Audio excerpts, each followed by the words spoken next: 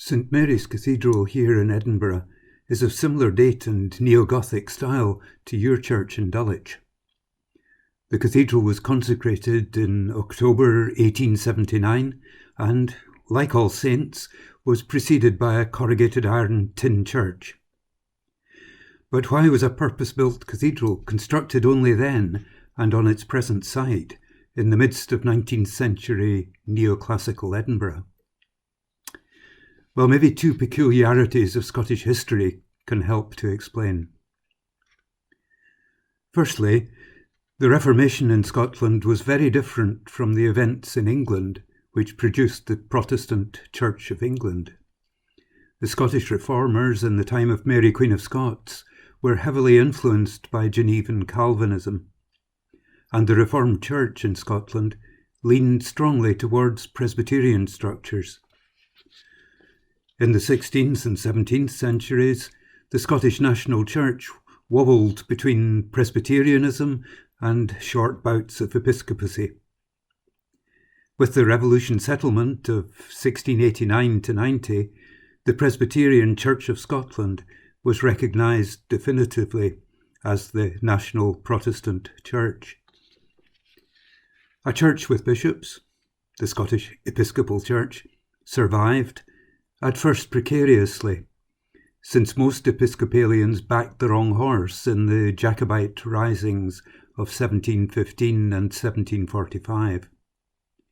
But it expanded considerably in the Victorian period, especially in urban areas of the Central Belt.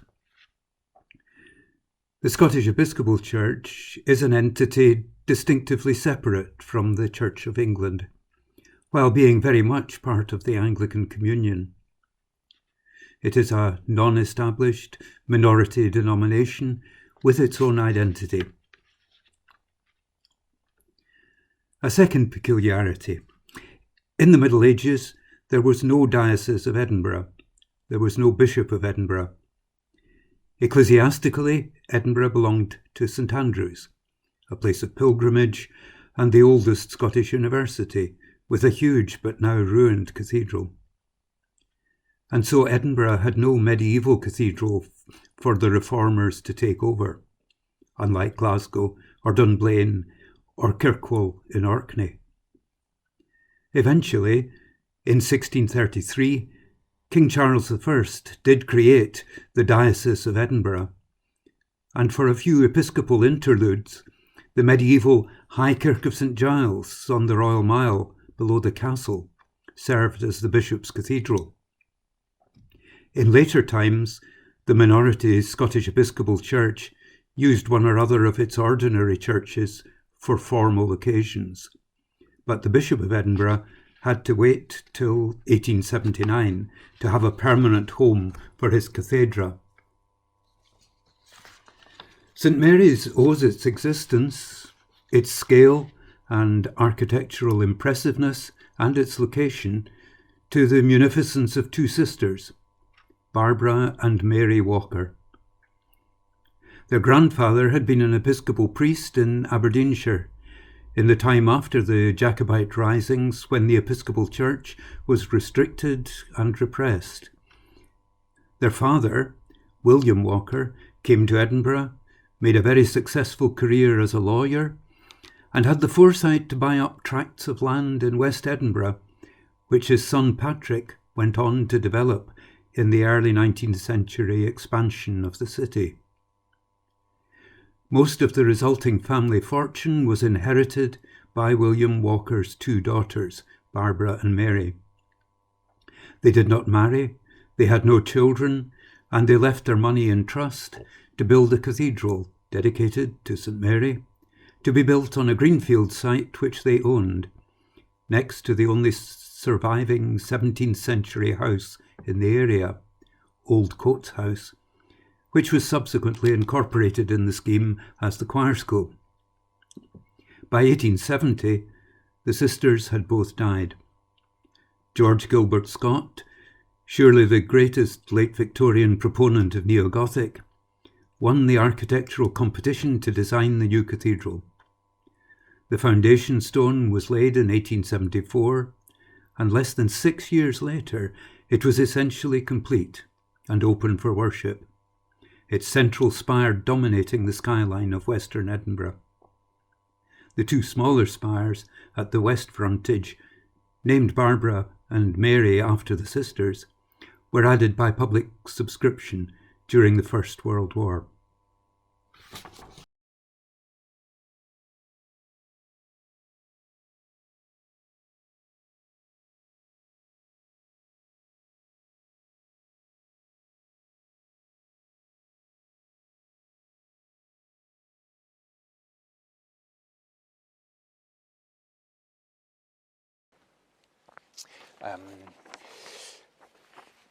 Welcome to St Mary's Episcopal Cathedral in Edinburgh. We're surrounded by the elements for our Easter Sunday celebration, the Easter candle in front of us too. You've just heard a little bit about the history of this cathedral and the Scottish context. And perhaps that's the best place to begin, that you'll only really understand the mission and ministry of this cathedral if you understand that we operate in a very different context to English cathedrals here in Scotland. We're part of the Scottish Episcopal Church. My name is John Conway, I'm the Provost here, and I'm joined by Marion Chatterley, who's the Vice Provost. Marion, maybe you could say a little bit at the start about the Scottish Episcopal Church. So the Scottish Episcopal Church is not an established church in Scotland, and we're certainly not the biggest church in Scotland. We're the third largest denomination behind the Roman Catholics and the Church of Scotland. We have 7 dioceses, each of which is not large. I guess the whole of our province is about the size of an average English diocese. So that gives you a sense of the scale of who we are as a church. And our cathedral is the only one of the 7 that has a daily choral tradition. So part of that peculiarity is that this building is one of 3 buildings named a cathedral in Edinburgh. There's this St Mary's, there's another St Mary's, which is the Roman Catholic Cathedral, which serves the Archdiocese of St Andrews in Edinburgh. And there's also the High Kirk, commonly known as St Giles Cathedral, which is the medieval cathedral in the centre of Edinburgh's Old Town, which of course is Church of Scotland. This cathedral is in the west end of Edinburgh, on the edge of the new town, that expansion of Edinburgh that happened in Georgian and then Victorian times. And as you've heard, was built at the end of that process of the expansion of Edinburgh. So we're slightly outside the historical centre of Edinburgh, in a fairly residential area, but only half a mile from Princes Street and the centre. We draw a congregation on Sundays from across the city, drawn particularly by the beauty of this building and the choral tradition which we maintain. But of course, we're a cathedral for our diocese. Marion, do you want to say a little bit about the Diocese of Edinburgh? So the Diocese of Edinburgh is actually Edinburgh and the borders. So we stretch from the Forth right down to the border with England. And our bishop, Bishop John, oversees our entire diocese alone. There are no suffragans or additional bishop support. We seek to be a cathedral for our diocese. So all of our diocesan gatherings and big diocesan events would happen in this building. For instance, during Holy Week, clergy from the diocese gathered in person and this year online to renew their ordination vows. Diocesan ordinations would happen here, and we've had a number of diocesan gatherings in our building. As well as a cathedral for the diocese, we also would articulate our mission and ministry in terms of the city too. That, as Marion has indicated, we're not the Church of Scotland, we're not the parish, part of that parish system that the Church of Scotland maintains. So St Giles Cathedral in the Old Town would have that civic function that a lot of the cathedrals perform. But we still see our mission and ministry as being to the city as a whole. We're very proud of the iconic building which can be seen from across the city. Its towers are bang in line with Princes Street. Those of you who know Edinburgh will know that Princes Street is a long street that runs through the heart of the city. And as you're walking along Princes Street heading west, our three towers are directly in front of you. I think it's fair to say that we're also the go-to place for those great choral services, particularly at Christmas. In normal times, our 9 lessons and carols is stowed out with people for whom this is the place that maintains that rich choral tradition. But of course, this last year has been anything but normal, and like you and every church across the world, we've been faced by the challenge of the pandemic. Marion, do you want to say a little bit about how that challenge has impacted on us here?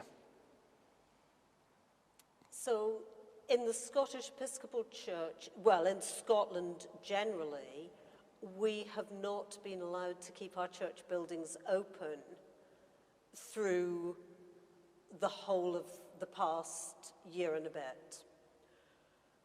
During all of the severe lockdowns, church buildings have also been closed. So right at the start of the first lockdown, we moved our daily morning and evening prayer onto Zoom.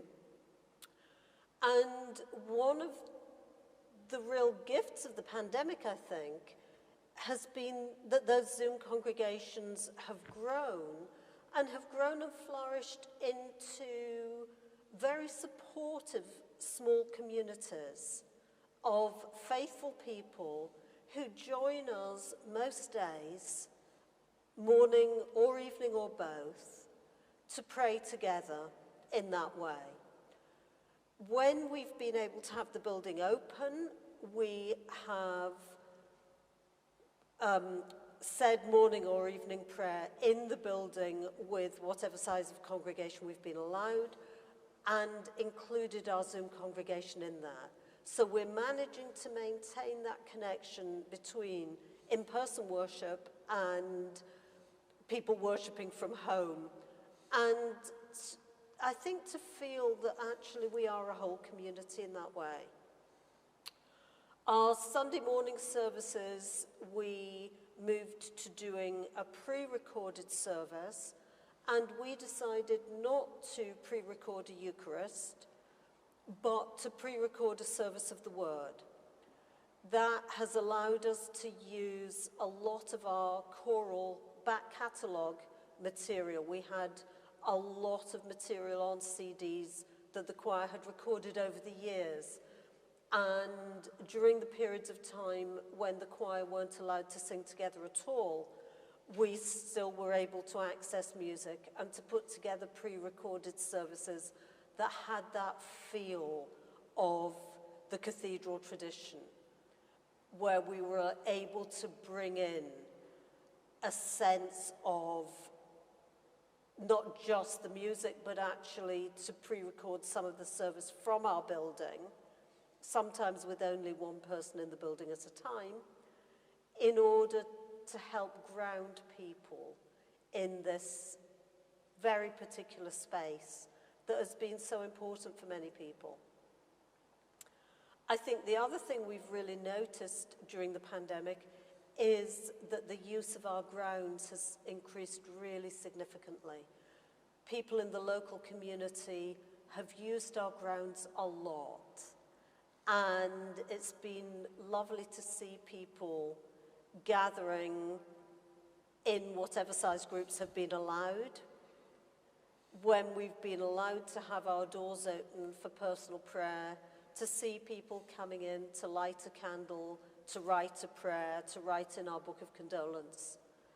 So I think we've been able to use the space perhaps in a slightly different way from how we'd used it before. And going forward, I'm really hoping we can build on some of that. I think we were always aware, and this last year has brought this into particular focus, that cathedrals exist for people beyond just their Sunday congregation.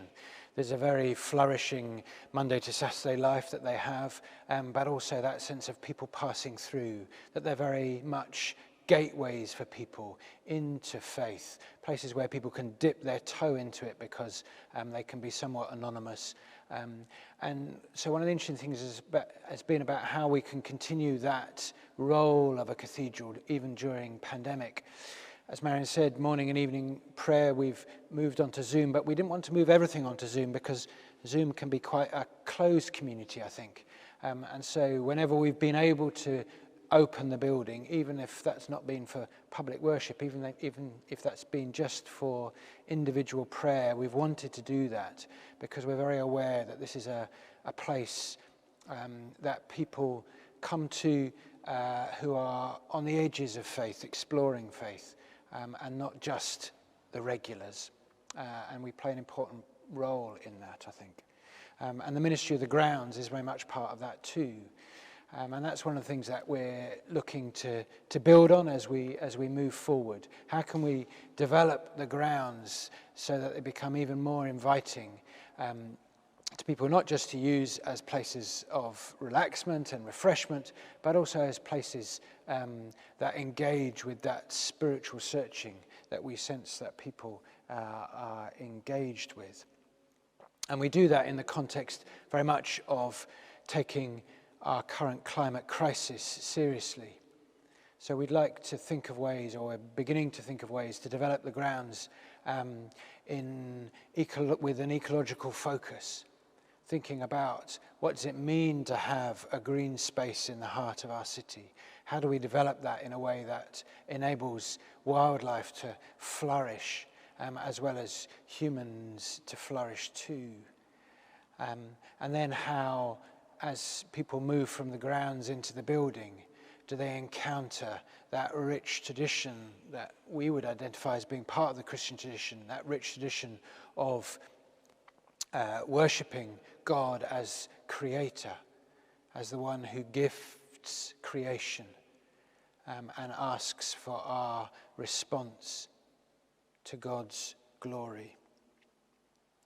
So we've begun to do some thinking about that. One of the things that's recently happened is we're in the process of installing Swift boxes in one of our west towers, and hoping to attract some swifts to nest in that, which will be an exciting development. Marion, is there anything else you want to say about how we're responding creatively at the moment? So we're having consultation and discussion around how we begin to develop our grounds. We're thinking about creating beds where we might grow vegetables. We're having some discussion with St Mary's Music School, which is the school our choristers attend, to look at how we might work with their eco group. They're quite interested in finding somewhere to keep some bees, so that might be something we can partner with them on. And really looking at how the visual impact, both outside and inside the building, speaks of the God we are seeking to share something about. So I think an example at the moment is that our children and young people met outdoors last Sunday for their Sunday groups. It was actually the first time they'd met together physically as a group, because they're allowed to do that outside. and they have chalked on the cathedral walls, and they have created an Easter garden, and they brought bubbles that they used to symbolize their prayers. And one of the things that was lovely was there were several families around, and we were able to offer them pots of bubbles and to include them in something that was fun, but that actually had some significance as well. So I hope that gives you a flavour of some of the things that we're responding to. I think in summary, I'm sure you've heard this from a number of cathedrals across the UK, that cathedrals, but churches generally, are places that we need to learn better about how to enable that encounter with people who are stepping over the threshold for the first time.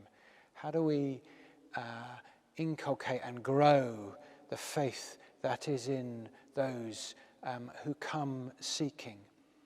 And I think that question is sharpened by putting it in the context of both the climate crisis, that crisis in how we might learn to live sustainably is actually a spiritual crisis. It's about what are the disciplines that we all need to learn together so that we can inhabit this world sustainably. And this past year of pandemic has been a time of questioning of where normal routines have been disrupted in ways that have been very anxious making for many, clearly, but also open up possibilities of new ways of doing things for people individually and for us all collectively. And we want to be part of that conversation. We want to offer the riches of the Christian tradition to that spiritual searching. And so the question for us is how our liturgy, our worship that we offer, but also our building during the week helps people respond to that searching and that faith-seeking understanding. It's been lovely to share some of our thoughts with you. We hope you've enjoyed hearing a bit about St Mary's Cathedral in Edinburgh, and if any of you ever make it up here, we haven't even mentioned the festival, but of course that's a great thing in Edinburgh. But if you make it up then or at any other time, please do call in. We're pleased to be open every day, all day. Thanks very much.